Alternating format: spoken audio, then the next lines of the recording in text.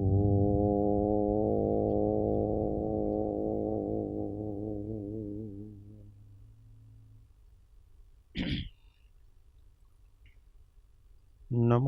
अरिहन्ताणं नमो सिद्धाणं नमो आयर्याणं नमो उवज्जायाणं नमो लोये सव्वसाहुणम् एषो पञ्चणमुकारो सव्वपावपणासनो मङ्गलाणं च सव्येसिं परमं हवै मङ्गलम्। ॐ नमो अरिहन्ताणम् महादेव्या कुक्षिरत्नं शब्दजितरुवात्मजं राजचन्द्रमहं वन्दे तत्त्वलोचनदायकम्। जे स्वरूप समझा विना पाम्यो दुख अनंत समझाव्યું તે પદ નમો। श्री सद्गुरु भगवन् परात्पर गुरुवे नमः। परम्पराचार्य गुरुवे नमः। परम गुरुवे नमः। साक्षात् प्रत्यक्ष सद्गुरुवे नमो नमः।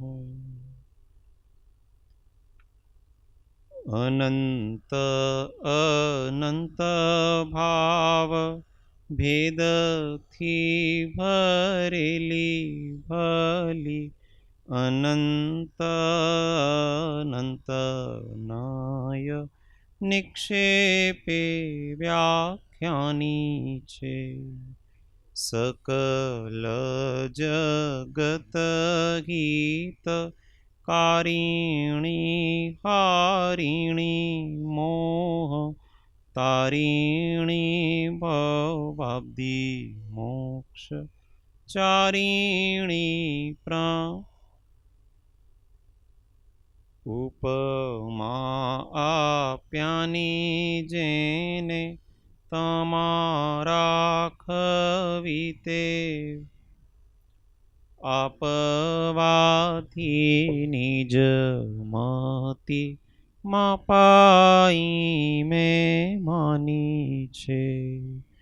अहो राज चंद्र बाळ ख्याल नथी पामताय जिनेश्वर ताणी जाणी तेणे जाणी छे।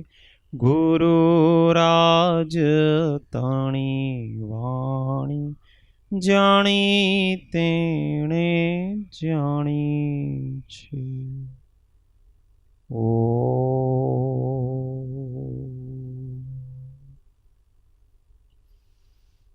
जय सद्गुरु वंदन। जय जय।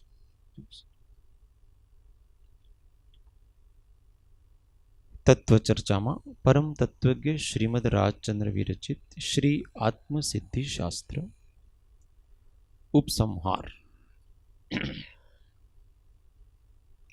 हवे आखो शास्त्रनो संक्षेपीकरण।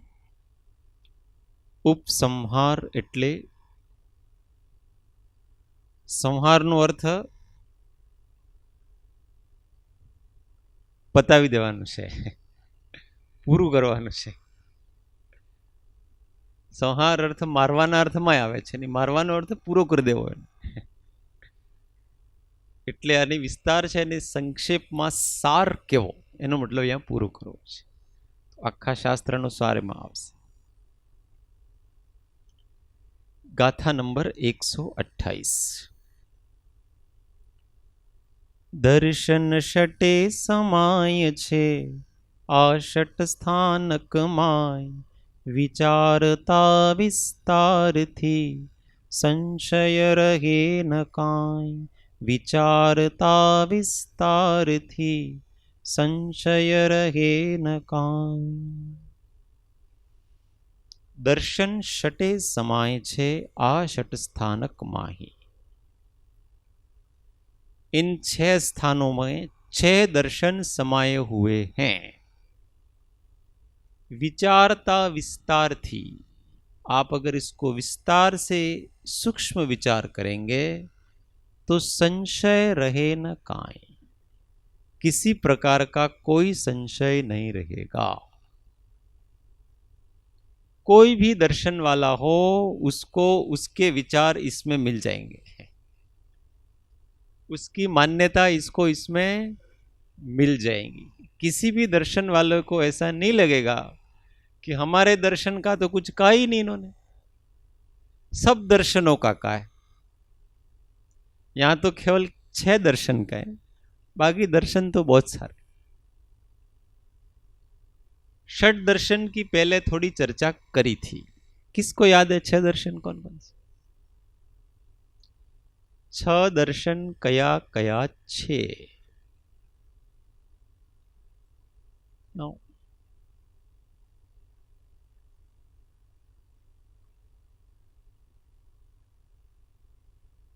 यस, चार्वाक, सांख्य, और बोलो नैयायिक। जैन दर्शन को इसमें नहीं लेना अभी।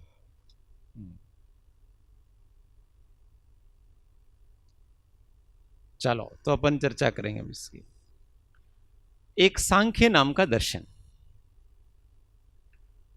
वो ऐसा कहता है कि मोक्ष अवस्था है वो शून्य अवस्था है, उसमें कुछ नहीं होता है, बस आप शून्य हो जाओ।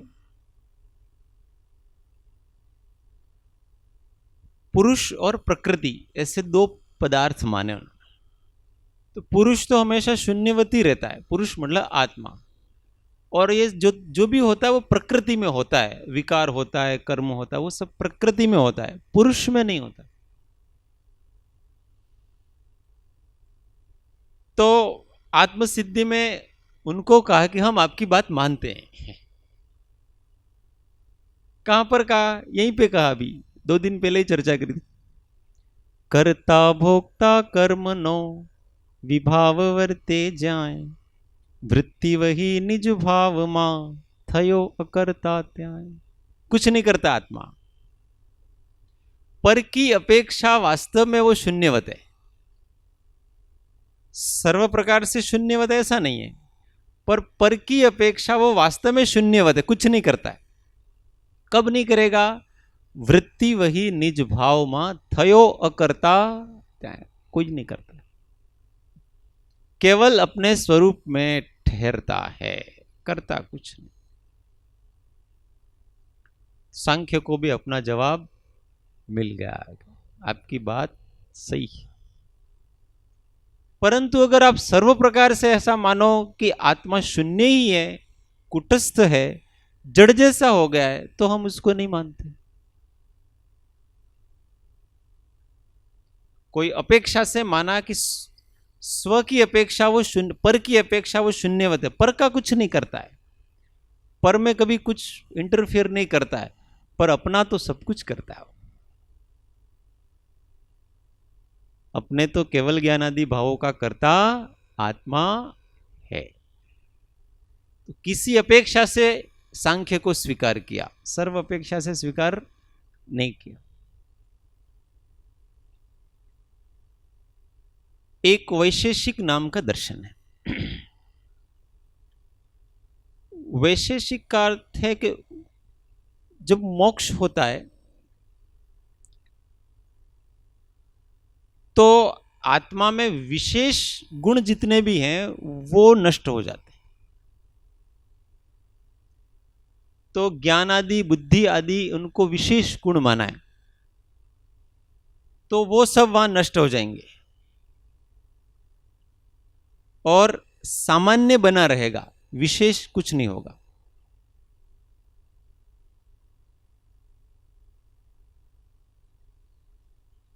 तो उसको भी कहा कि हम आपकी बात भी मानते हैं,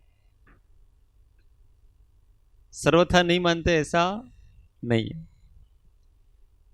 आत्मा सामान्य विशेषात्मक है, तो हम आपके सामान्य स्वरूप को स्वीकार करते हैं। किस अपेक्षा से करते हैं? हम द्रव्य को स्वीकार करते हैं।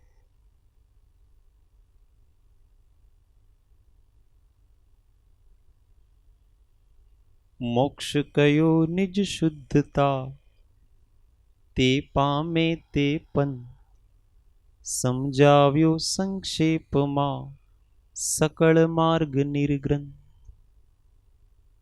इस मोक्ष की अवस्था में जितने भी आप जिसको बुद्धि आदि कहते हैं, हम उसको क्षयोपशम कहते हैं। वैशेषिक जिसको बुद्धि कहता है, हम इसको क्या कहते हैं? क्षयोपशम कहते हैं। तो हम ऐसा मानते हैं आपकी बात को कि जब मुक्त अवस्था होती है उसमें एक क्षयोपशमिक भाव नहीं रहते, केवल क्षयिक भाव रहते हैं, शुद्ध भाव रहते हैं। क्षयोपशम भाव सब नष्ट हो जाते हैं। क्षयोपशमिक पर्याय नष्ट होती है तब क्षयिक पर्याय चालू होती है। तो हम क्षयोपशमिक औपशमिक आदि भावों के नष्ट होने की अपेक्षा से आपको मानते हैं कि बुद्धि आदि नष्ट हो गए। हमारे जैसी बुद्धि वहां केवली भगवान को रहती, विचारना नहीं पड़ता है कुछ, मति ज्ञान शुद्ध ज्ञान ये वहां नहीं रहते हैं। इस अपेक्षा से कहा कि बुद्धि आदि विशेषताएं हैं वो नष्ट हो जाती है। वैशेषिक ऐसा मानते हैं, हम भी ऐसा मानते हैं, परंतु हम सर्वथा नहीं मानते, क्योंकि सर्वथा विशेष गुण नष्ट नहीं हो जाते। मति शुद्ध ज्ञान नहीं रहते हैं, पर केवल ज्ञान तो वहां रहता है, और केवल ज्ञान भी विशेष ही है। वहां ज्ञान सामान्य भी है, ज्ञान सामान्य एक ज्ञान मात्र है और उसमें से एक पर्याय निकलती है, उसका नाम केवल ज्ञान है। तो केवल ज्ञान विशेष है, ज्ञान है वो सामान्य।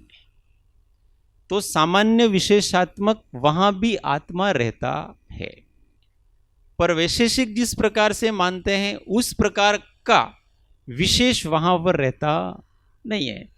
तो उनको भी कह दिया कि हम आपकी बात भी मानते। फिर एक न्याय नाम का दर्शन। न्याय में युक्ति से, प्रमाण से, इत्यादि से बात को सिद्ध किया जाता है, न्याय के द्वारा सिद्ध किया जाता है, इसलिए उसको न्याय कहते हैं। तो पूरी आत्मसिद्धि न्याय पर ही आधारित है। आत्मा की सत्ता को भी उन्होंने न्याय से ही सिद्ध किया है। जेम घटपट आदि पदार्थों छे तेम आत्मा पण छे, है वो भी। और जैसे घटपट आदि का जैसा लक्षण है वैसा आत्मा का भी लक्षण है। क्या लक्षण बताया? स्व पर प्रकाशक एवी चैतन्य सत्ता, ये न्याय से सिद्ध किया। अथवा जे जे कारण बंधना तेह बंधनोपन, ते कारण छेदक दशा मोक्ष पंथ भव अंत। ये न्याय से सिद्ध किया मोक्ष के उपाय को। ये न्याय दर्शन चल रहा है उनके श्रीमद जी का, कि इसमें किसी को कोई मतभेद नहीं है। न्याय से सिद्ध है कि जिस जिस कारण से बंध होता है उन उन कारणों को अगर आप नाश कर दो तो फिर उसका मोक्ष हो जाता है। जो बंध के कारण है वो बंध का मार्ग है, और उसके विपरीत जो कारण है उससे मोक्ष होता है, वो मोक्ष का कारण है। ये न्याय सिद्ध है। तो न्याय दर्शन वालों को भी स्वीकार कर लिया, आपका भी वेलकम, तो हमको कोई दिक्कत नहीं।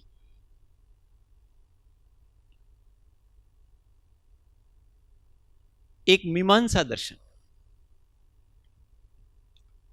मीमांसा के दो भाग हैं, एक पूर्व मीमांसा, एक उत्तर मीमांसा।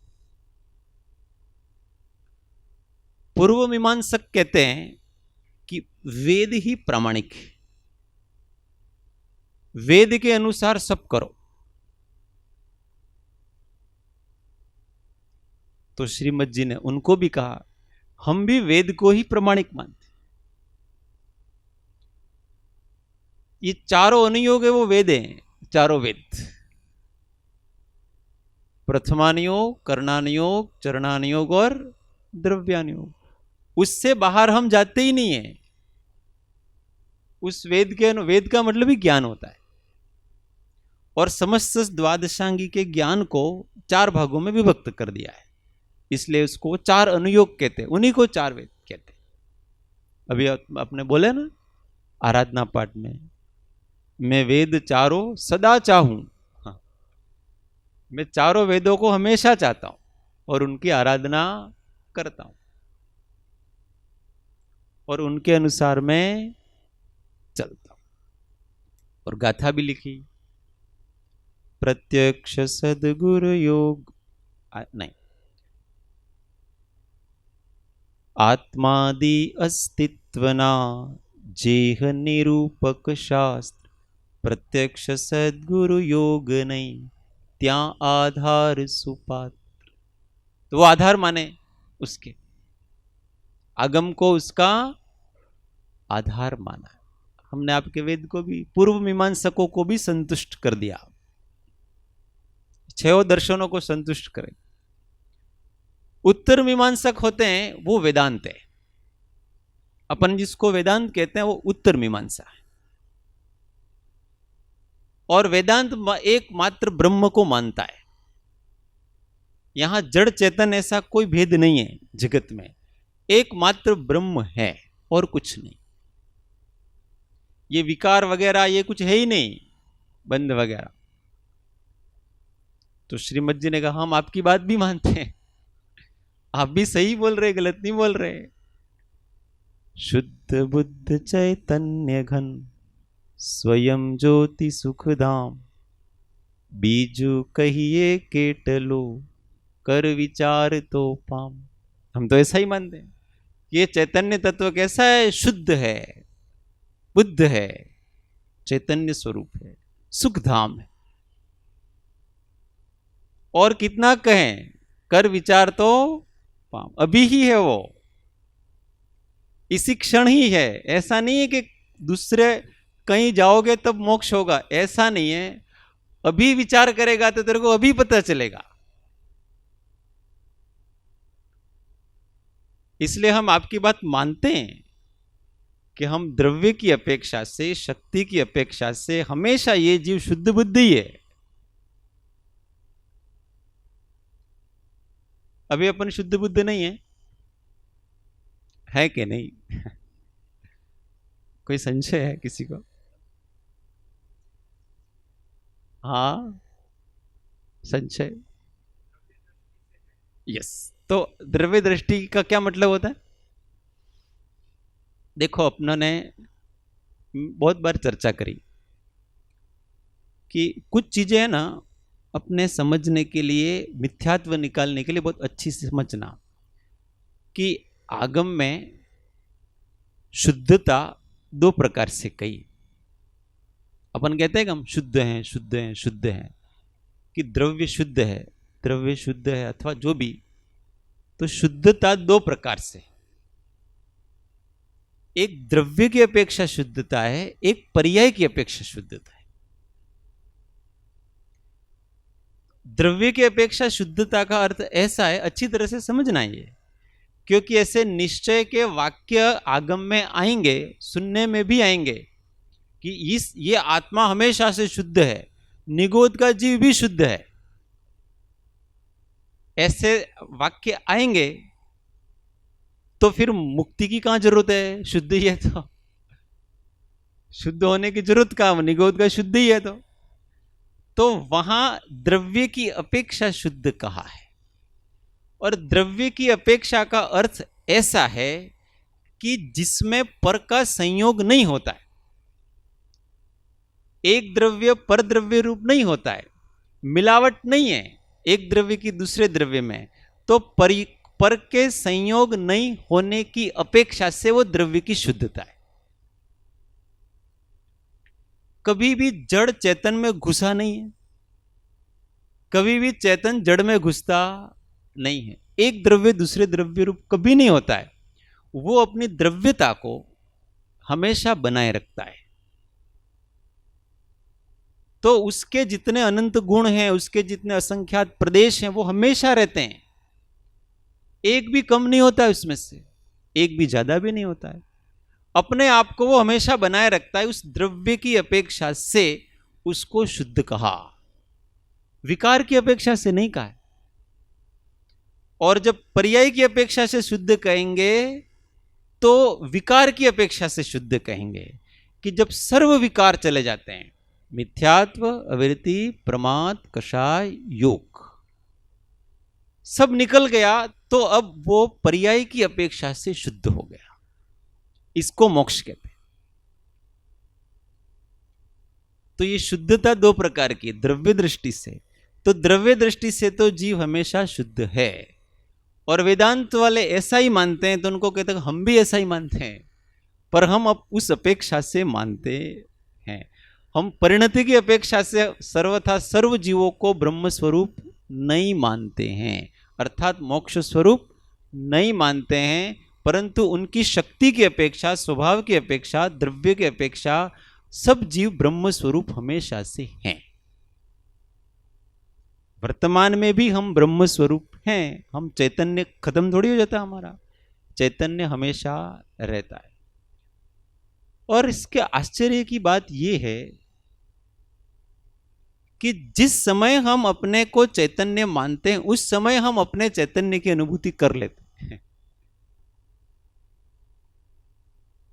ये आत्मा ऐसा है, ये भगवान ऐसे हैं कि आप जिस समय उनके पास जाओगे उस समय वो आपको दर्शन देंगे।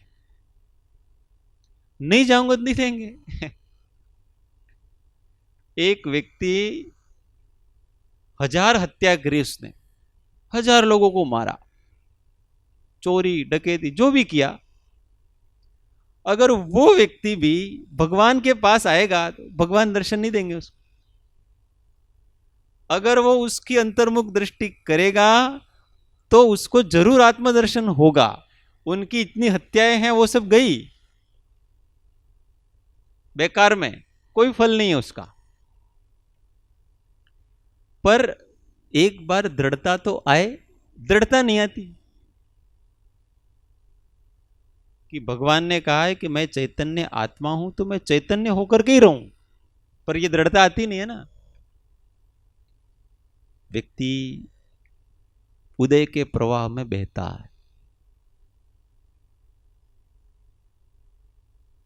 प्रवाह में मत बहो, ज्ञान रूप होकर के रहो। कितने भी पाप किए उन्हें पुण्य किया, वो कोई असर नहीं करेंगे।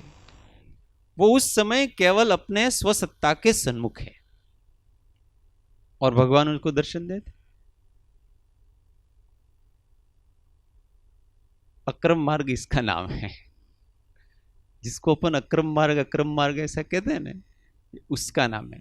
कि कोई कोई जीव इतने दृढ़ होते हैं कि एक बार में एक वचन को पकड़ लेते हैं। अंगुलीमाल जैसे, और वो कौन सा था जो बहुत दृढ़ प्रहारी, ऐसे लोग ये पकड़ लेते हैं बात कि मेरे गुरु ने कहा कि मैं चैतन्य आत्मा हूं, तुमको चैतन्य होकर के रहना है, अब सब छोड़ो दूसरा, हर परिस्थिति में तुमको वही बने रहना है। उठते बैठते, खाते पीते, उपसर्ग परिषद जो भी आया तो वो चैतन्य होकर के रह गया, बस खड़ा हो गया। कितनी सारी तकलीफें आई, लोगों ने पत्थर मारे होगा पर कोई असर नहीं, जरा भी। लोगों ने निंदा की, कानों में वचन पड़े, कोई असर नहीं। सारे कर्म आ करके नष्ट हो गए। क्यों? क्योंकि उसकी दृष्टि केवल चैतन्य में थी। दृढ़ता, दृढ़ता से ईश्वर के दर्शन होते हैं, दृढ़ता से आत्मा के दर्शन होते हैं। स्वरूप में निष्कम, प्रयोग करके देखना। आधा घंटा ज्ञान रूप रहना, कुछ नहीं, केवल चैतन्य, सहज, शरीर का जो होना है वो हो, मन का जो होना है हो, जहां जिसको भागना है भागो, छूट है सबको।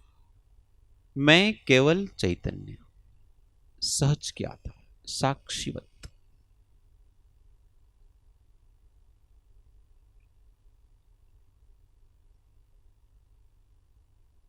अभी थोड़ी देर में कमर दुखेगी तो क्या होगा? जब कमर दुखती है तो हम साक्षी, हम चैतन्य समाप्त हो जाते, हमारा चैतन्य भाव समाप्त हो जाता है क्या? तब भी रहता है, पर हमारी उस भाव में दृढ़ता कम हो गई, इस भाव इसमें आ गई, शरीर में लग गया उपयोग, तो फिर से दृढ़, इसका भी ज्ञाता, साता का उदय का भी ज्ञाता, असाता का उदय का भी ज्ञाता, शरीर की क्रिया का भी ज्ञाता, सब कुछ, शब्द का भी ज्ञाता, इंद्रिय का भी ज्ञाता, मन का भी ज्ञाता, सबका, केवल एक अस्तित्व मात्र। ऐसी दृढ़ता से आत्मदर्शन होते हैं।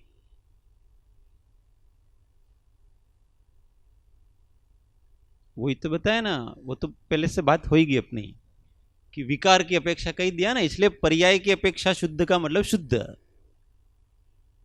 ऐसा। तो पर्याय कोई द्रव्य से अलग तो नहीं है ना। उनका प्रश्न ऐसा है कि एक अपेक्षा द्रव्य अशुद्ध है, तो वो अशुद्धता पर्याय की अपेक्षा से है, और पर्याय क्योंकि द्रव्य का अंश है, पर्याय कोई बाहर से नहीं आया। द्रव्य और पर्याय ऐसे दो भाग नहीं है आत्मा के, जहां से पर्याय निकलती है वो द्रव्य है। तो अगर द्रव्य में अशुद्धि नहीं हो तो पर्याय में कहां से अशुद्धि आएगी? इसीलिए परिणमन की अपेक्षा द्रव्य अशुद्ध है, परंतु शुद्धता द्रव्य की दृष्टि से जो बताई, वो क्या बताई थी, वो बराबर ध्यान रखना कि उसके जो मूल स्वरूप हैं, उसके अनंत गुण, उसके असंख्यात प्रदेश, वो कभी समाप्त नहीं होते हैं, कभी नष्ट नहीं होते हैं। पर द्रव्य का उसमें कभी संयोग नहीं होता, मिलता नहीं उस अपेक्षा से। इसलिए मैंने कहा ना, इसको बार बार ध्यान देना।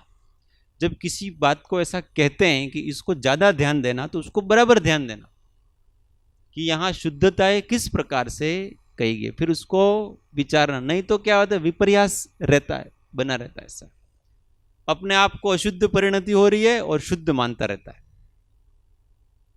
तो उसको मिथ्यात्व कहा। स्वयं तो अभी अशुद्ध परिणमन रूप कर रहा है, और फिर मानता भी क्या है उसको कि मैं तो अभी शुद्ध बुद्ध हूं, तो वो मिथ्यात्व का। परंतु अगर वो अपेक्षा से मानता है अपने को कि मेरा स्वभाव इस प्रकार का है, और अगर मैं स्वभाव की दृष्टि करूं तो मैं शुद्ध हो सकता हूं, और वो अभी ही हो सकता हूं, उसके लिए मुझे बहुत कुछ करने की जरूरत नहीं है, ये सारे कर्म जाएंगे इसके बाद मेरा, ऐसा नहीं है, अभी ही अस्तित्व है मेरा, और मैं मेरे अस्तित्व का अनुभव करूं तो अभी भी मेरे अंदर शुद्धि प्रकट हो सकती। प्रॉब्लम यह है कि हम अपना अस्तित्व को ही स्वीकार करते नहीं हैं, बाकी सबको स्वीकार करते हैं, अपने अस्तित्व का अस्वीकार करके दूसरों की अनुभूति कर रहे हैं निरंतर। ये कषाय की अनुभूति वो क्या है, दूसरे की तो अनुभूति हो रही।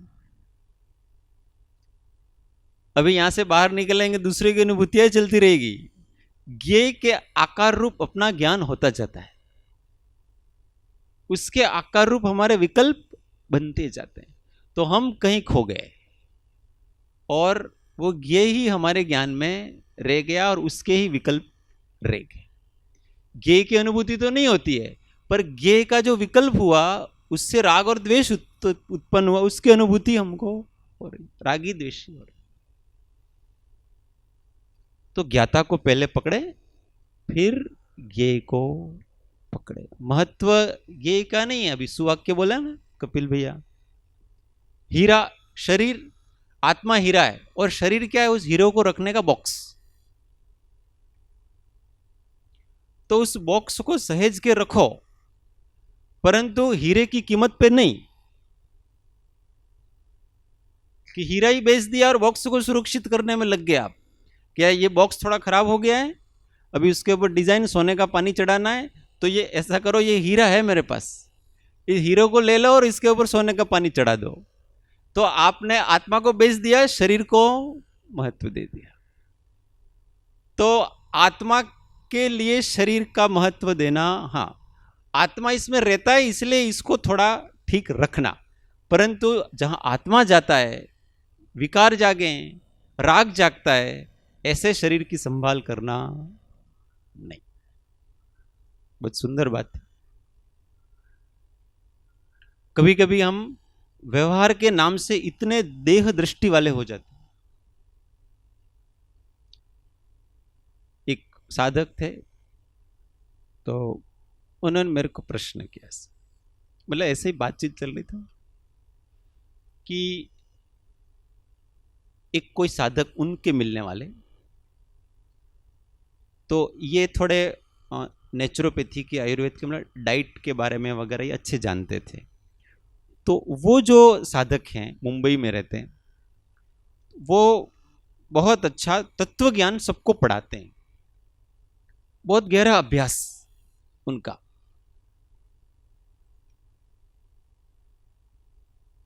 और उनके शरीर के हिसाब से, डाइट के हिसाब से वगैरह, वो इनसे संपर्क है कि मेरे को कौन कौन सा भोजन लेना, सुबह क्या लेना, शाम को क्या लेना, रात को सोते समय क्या लेना, इतना, फिर थोड़ा सा भी फेरफार।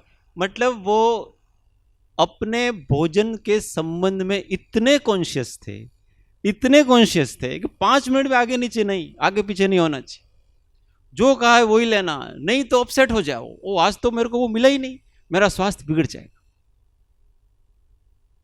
तो मेरे को पूछने लगे कि इतनी तत्व ज्ञान की बातें बताते हैं, तो ऐसे ज्ञानी इतने कॉन्शियस होते हैं क्या? मैंने कहा वो पढ़ाते हैं, पढ़ते नहीं है। पढ़ाना और पढ़ने में बहुत अंतर होता है। हम पढ़ा तो सब कुछ सकते हैं व्यक्ति को, परंतु अपने ऊपर आती है ना, तब पता पड़ता है सारी चीज, कि वहां दृढ़ता, वहां तो देह की दृष्टि, और गोली नहीं ली तो आज तो डायबिटीज बढ़ जाएगी। अब उसको गोली नहीं ली वो तो ठीक है, पर चिंता से बढ़ जाती है। नहीं ली तो नहीं ली, भूल गए तो भूल गए, जो होना वो होगा। ये आत्मा को बेच करके नहीं, शरीर सामान्य रूप से स्वास्थ्य के नियमों का पालन अपने को करना चाहिए, पर ओवर कॉन्शियस नहीं शरीर में।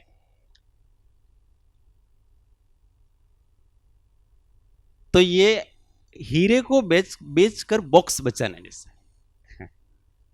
तो हमको हीरे को बेचकर बॉक्स बचाना नहीं है, बॉक्स की सुरक्षा रखे अपन, अच्छी बात है। ओवर कॉन्शियस व्यवहार में कभी नहीं होना, कॉन्शियस रहना थोड़ा, पर आत्मा ही भूल जाए, होच-पोच हो जाए, अकुल व्याकुल हो जाए, अब क्या होगा, कैसे होगा, ऐसा नहीं।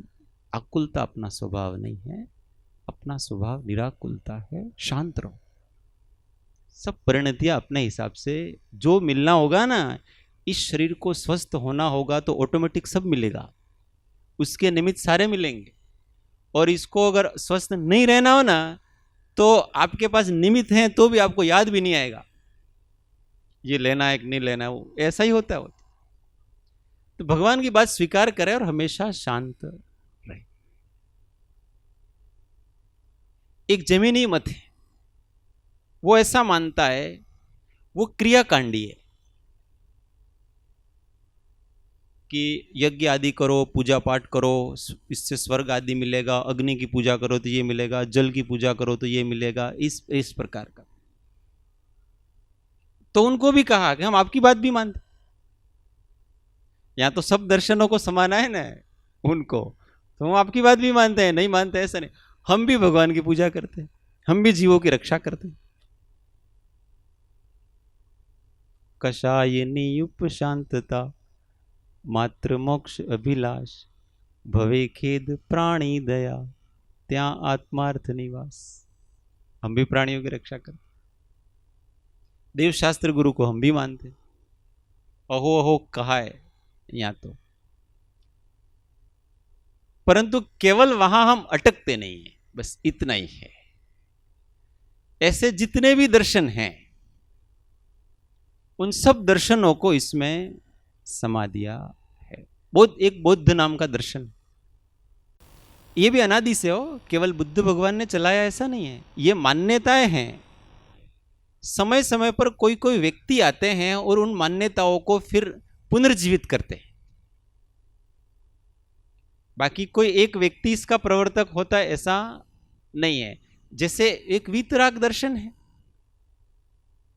तो वो दर्शन में भी क्या है कि समय समय पर तीर्थंकर आते हैं और वो जब मान्यता धुंधली हो जाती है तो उसको वापस प्रकट करते हैं। इसी तरह से ये है, उन्होंने क्षणिकवाद को दिया कि आत्मा है वो क्षणिक है, हमेशा बदलता रहता है, इसलिए जो बदलता रहता है ना वही आत्मा है। एक कोई निश्चित नियत कोई वस्तु है ही नहीं, क्योंकि बदलाव ही हमारे अनुभव में हर समय आता है कि नहीं आता है? हमेशा विचार बदलते रहे, वही आता है अपने अनुभव में। तो उनको भी कहा कि हम आपकी बात को भी मानते हैं, नहीं मानते ऐसा नहीं है, हम आपको भी निराश नहीं करेंगे। आत्मा द्रव्य नित्य छे, पर्याय पलटाय, बाळादि वैतरण्यनो ज्ञान एक ने थाय। तो पर्याय पलटाए, वहां उन्होंने बुद्धों को संतुष्ट किया कि हम आपकी बात भी मानते हैं कि पर्याय की दृष्टि से वास्तव में ये आत्मा है वो हमेशा बदलता है, क्षणिक ही है, एक समयवर्ती ही आत्मा है, परंतु सर्वथा ऐसा नहीं। उस पर्याय के साथ कोई पर्यायी होना चाहिए, उस अवस्था के साथ कोई उस अवस्था का बनाने वाला स्थायी होना चाहिए, विचार के साथ कोई विचारक होना चाहिए, ज्ञान के साथ कोई ज्ञायक होना चाहिए, क्योंकि अवस्था कोई स्वतंत्र वस्तु नहीं है। अवस्था किसी वस्तु की होती है, किसी पदार्थ की होती है और होकर के नष्ट हो जाती है। तो वो पदार्थ है वो तो नित्य है और उसकी अवस्था है वो अनित्य है। उत्पाद व्यय ध्रुव युक्तम सब। इसलिए अनित्यता का ही बोध होना जरूरी नहीं है, अनित्यता के साथ साथ नित्यता का बोध होना भी जरूरी है। जब आपकी दृष्टि अनित्यता पर ही है तो उपयोग क्षण क्षण बदलता रहेगा, और नित्यता की तरफ है तो आपका उपयोग स्थिर रहेगा। क्योंकि अनित्य पर जाएंगे तो अनित्यता हाथ लगेगी, बदलाव पर जाएंगे तो बदलाव हाथ लगेगा, और ठहराव पर हमारी दृष्टि जाएंगे तो हम ठहर जाएंगे। तो नित्य है उस पर ठहरना है, और जो बदल रहा है उसकी तरफ दृष्टि करनी नहीं। तो अवस्थाओं को गौण करो और मैं हमेशा रहता हूं इसको मुख्य करो, तो कोई तकलीफ नहीं होगी, जरा भी तकलीफ नहीं होगी अपने, क्योंकि मैं तो हमेशा हूं ना। अपना अस्तित्व कभी नष्ट होता है? अपनी खोज ऐसे करो। रात को सोए थे उस समय हम थे कि नहीं थे? उठे उस समय हम थे कि नहीं थे? पूजा में आए इसके पहले हम थे कि नहीं हैं? पूजा की उस समय हम थे कि नहीं हम थे? अभी स्वाध्याय हो रहा है उस समय भी हम हैं, ये स्वाध्याय समाप्त हो जाएगा तो भी हम रहेंगे, हम बूढ़े होकर के मर जाएंगे तो भी हम रहेंगे, और वापस जीवित होंगे तो भी हम रहेंगे। तो ये जो एक तत्व जो हमेशा रहता है वो मैं हूं, और जब मैं हमेशा ही रहता हूं तो इस बदलती हुई वस्तुओं पर क्यों मैं इतना सारा वजन भार देता हूं, इसमें इतना कॉन्शियस क्यों होता हूं मैं? चिंता तो हम क्या है कि अनित्य को पकड़ना चाहते हैं और पकड़ करके उसको भोगना चाहते हैं, वही हमारी प्रॉब्लम। तो हम अपने नित्य को ही हमेशा भोगते रहे ना, उसी का एहसास करते रहे। बहुत सरल मार्ग है। अपने होने पने का निरंतर एहसास करना। मैं हमेशा हूं, ये तो सब बदल रहा है, सारी चीजें, मैं नहीं बदलता। उस मैं को पकड़ने का प्रयत्न करें। एक मिथ्या मैं है और एक सम्यक मैं। मिथ्या मैं हमेशा बदलता है, एक पर्याय आती है, एक अहंकार आता है, उदय होता है, अस्त होता है, वो मैं करता रहता है, ये मैं हूं। पर्याय आई, जिसकी पर्याय बुद्धि है उसको अहंकार में मैं पना होता है, पर्याय में मैं पना होता है। एक विचार आया और नष्ट हो गया, उस विचार में उसको मैं पना हो गया है। और एक मैं हमेशा रहता है, वो विचारक है, वो नहीं बदलता है, जिसमें से विचार निकलते हैं और वो विचार जिसमें लय हो जाते हैं, ऐसा मैं हमेशा बना रहता है। लहर आती है और लहर उसी समुद्र में मिल जाती है। तो अज्ञानी जीव की दृष्टि लहर की तरफ है, परंतु लहर वास्तव में क्या है? लहर कहां से आई? समुद्र से, सागर से आई, और कहां गई? सागर में गई। और लहर किसकी थी? समुद्र की थी, समुद्र का ही अंश है वो। तो अपने आप को समुद्र क्यों नहीं मानना, लहर क्यों माने, छोटा क्यों माने? हम अपने आप को बहुत सीमित कर देते हैं जब अपने आप को केवल पर्याय जितना मानते हैं। मैं मनुष्य हूं, मेरा ये नाम है, मैं ये काम करता हूं, तो हमने क्या कर दिया? अपने आप को लहर बना दिया। ज्ञानी लहरों पे ऊपर नीचे नहीं होते हैं, वो तो सागर में हमेशा एकदम स्थिर, जो बीच का सागर होता है ना, समुद्र के बीच का, एकदम धीर गंभीर होता है। ऐसे हमेशा अपने ध्रुव स्वभाव की ओर दृष्टि करके हमेशा शांत रहते हैं, हर परिस्थिति में, मान में, अपमान में, निंदा में, प्रशंसा में, हर्ष में, शोक में, अनुकूलता में, प्रतिकूलता में, साता में, असाता में, सुख में, दुख में, उस तत्व को अपन पकड़ लें, कैसे भी करके अपन उस तत्व को पकड़ें और उसके अनुसार जीवन अपन जिए। क्षण क्षण खंडित जीवन बहुत जिया, अब अपन एक अखंडित जीवन जीने का प्रयत्न करें, जहां कोई दुख नहीं, शोक नहीं, रोग नहीं, भय नहीं, आशंकाएं नहीं, ऐसा अपना अस्तित्व है, उसको हमेशा दृष्टि के सामने रख करके जिए, तो सारे राग द्वेष विषय कषाय सब धीमे धीमे धीमे धीमे शांत हो जाएंगे।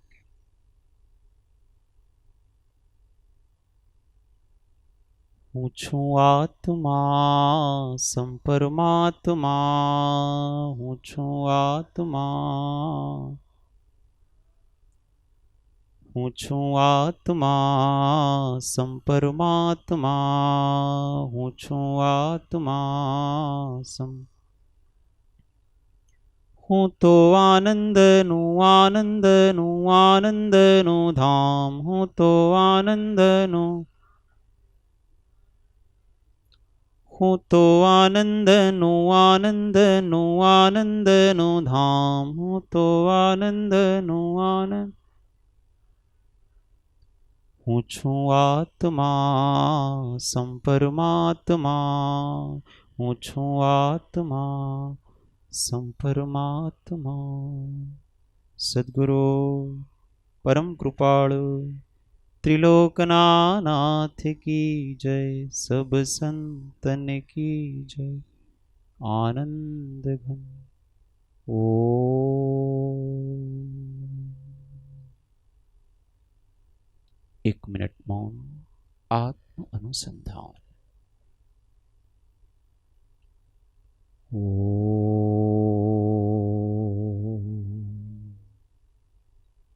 सूत्र सौ साथियों। हूँ आत्मा छूं, आपनो सेवक छूं, सौनो मित्र छूं। हूँ आत्मा छूं, आपनो सेवक छूं, सौनो मित्र छूं।